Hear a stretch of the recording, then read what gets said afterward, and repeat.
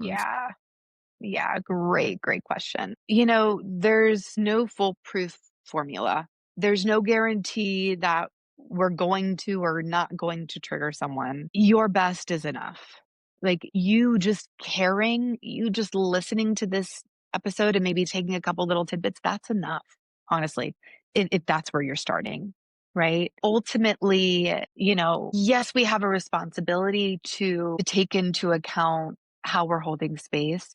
And it's not our responsibility to track or be responsible for every person's trauma or trigger. We can't. We absolutely can't. I have still triggered people. I have still made mistakes. Every mistake that I've made has been a learning experience. We have to give ourselves grace and just do the best we can. And honestly, for showing up with care and tenderness, that's enough.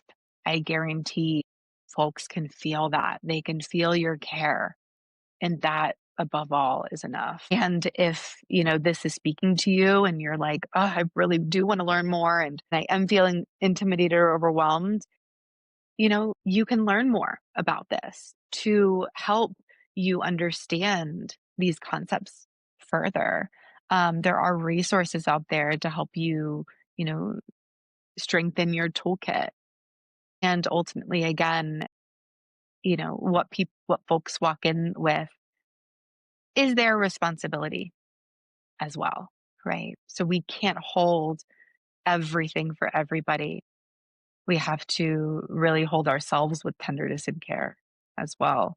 So I think that also speaks to our scope of practice, realizing that, well, I am a therapist, but yoga teacher isn't a therapist, most likely. Sometimes they are both. However, if you're a yoga teacher and you're not a therapist, name that, you know, remind yourself of that.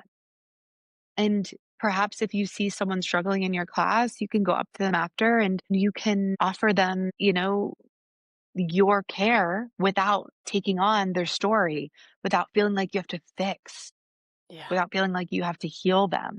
You Mhm. can offer them a therapist resource. You can, let them know about ways to find therapists in their area if they need it. So you don't have to hold all of that. It's not your responsibility to hold all of it.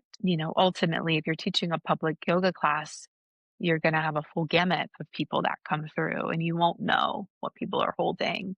You can only just do your best to hold space with care and tenderness. And like I said, that's enough.